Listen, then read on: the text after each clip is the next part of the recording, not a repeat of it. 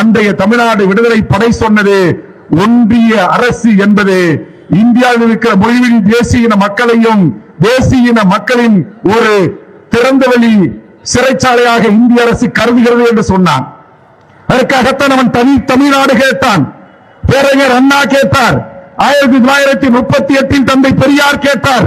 தமிழ்நாடு தனிநாடாக வேண்டும் என்று சொன்னார். அல்லது அதற்கு பிறகு வந்து அரசியல் இயக்கம் நடத்திய பேரறிஞர் அண்ணா சொன்னார், அடைந்தால் திராவிட நாடு இல்லை சுடுகாடு என்று சொன்னார். எங்கள் முன்னெத்தி ஏர்களாக இருந்த அரசியல் தலைவர்களும் இயக்க தலைவர்களும் தமிழ்நாடு கேட்ட ஆயுத போராளிகளும் எதற்காக தமிழ்நாடு கோரிக்கை 1938 தந்தை பெரியார் முன்வைத்தார்களோ, என்பதை முந்திரி காட்டில் தமிழரசன் போவர் கல்வி பெருமாள் முன்வைத்தார்களோ, அத்தனை காரணங்களும் இன்னும் அடுக்கடுக்காக அப்படியே இருக்கிறது.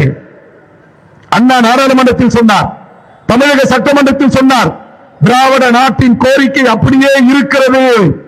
பாகிஸ்தான், சீனா என்கிற அந்த நாடுகள் இந்தியாவை தனதாக்கிக் கொள்ள முயற்சிக்கிற இந்த தருணத்தில் நாங்கள் தற்காலிகமாக திராவிட நாடு என்கிற கோரிக்கை கைவிடுகிறோம். அதற்கான நியாயமான காரணங்கள் இப்போதும் அப்போதும் இருக்கிறது என்று சொன்னார். இன்றைக்கு அவர் சொல்லி 50 ஆண்டுகள் கடந்தும் தமிழர்களுக்கான அத்தனை காரணங்களும் அப்படியே இருக்கிறது என்பதை எனது ஒன்றிய அரசு புரிந்து கொள்ள வேண்டும்.